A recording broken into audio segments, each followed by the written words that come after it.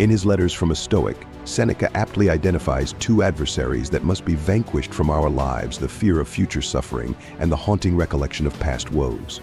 These two specters, he suggests, hold us captive in a perpetual cycle of anxiety and regret.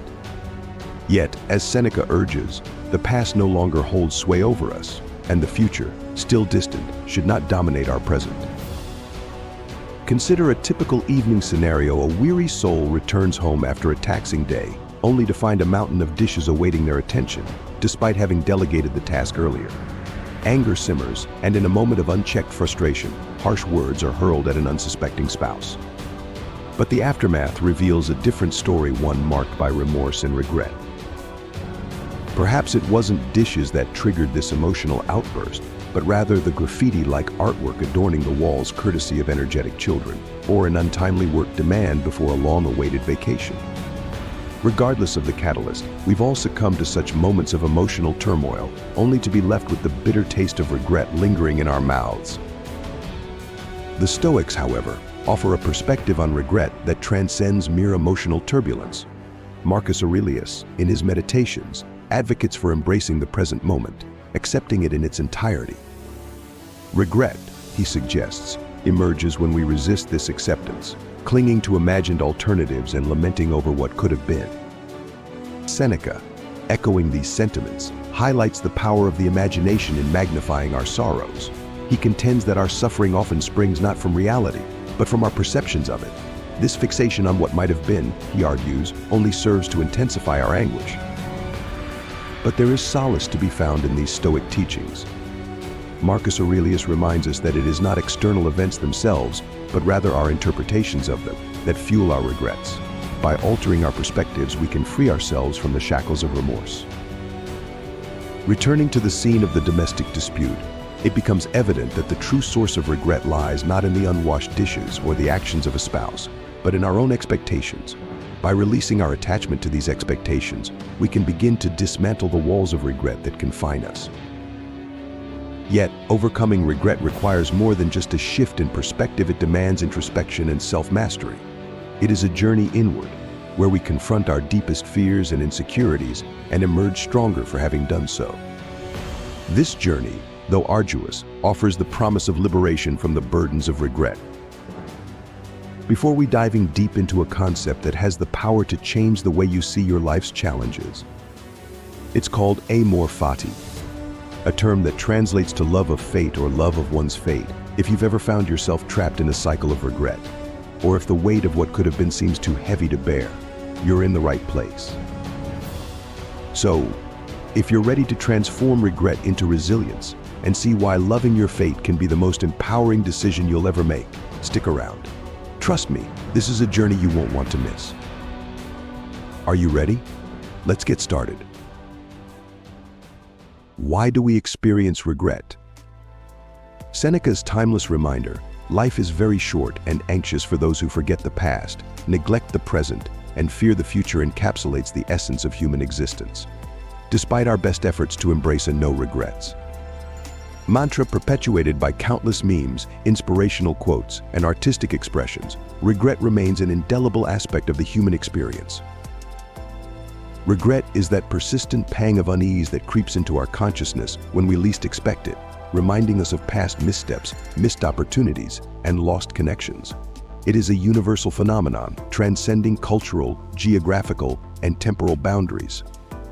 In fact, research conducted by Daniel Pink, the acclaimed author and founder of the American Regret Project, reveals that a staggering 82% of Americans grapple with regret at least occasionally.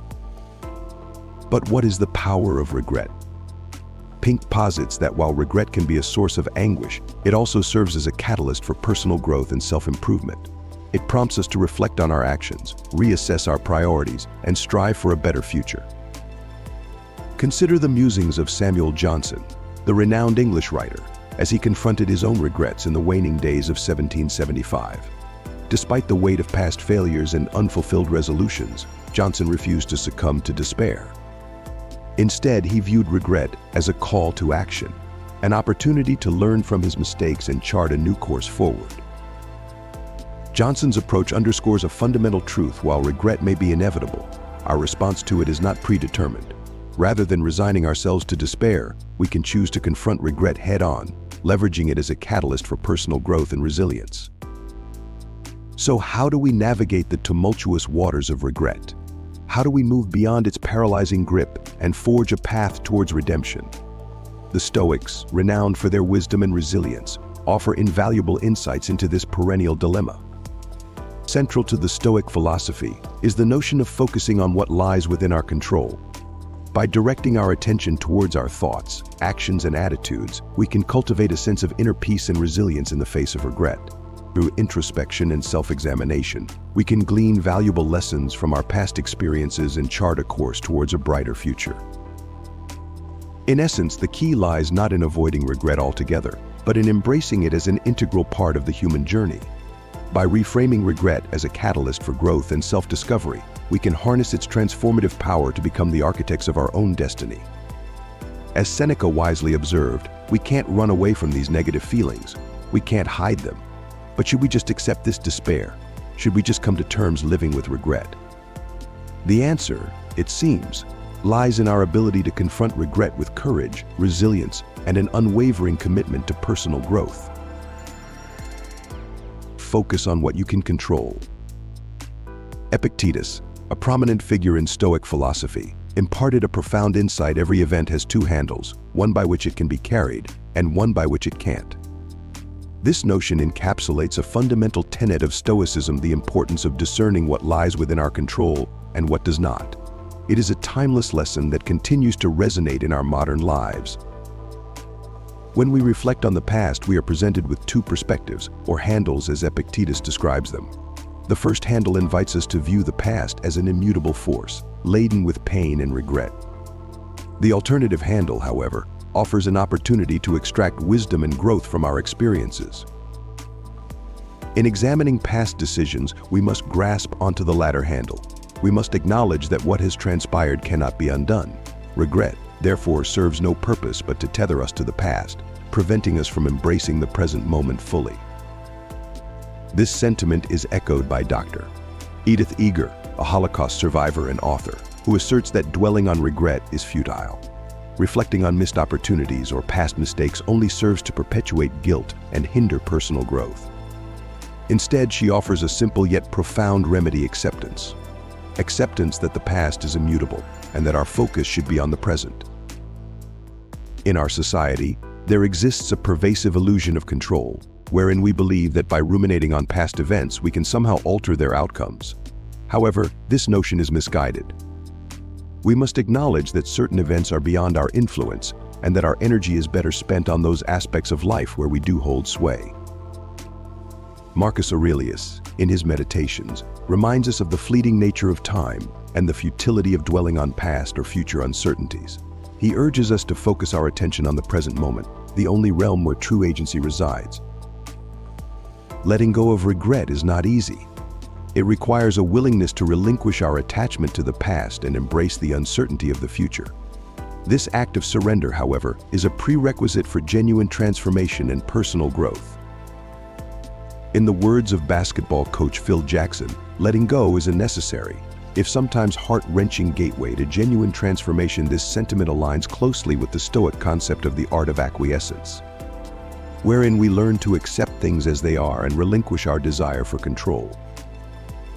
Ultimately, while we cannot alter the past, we do possess agency over our present actions and attitudes.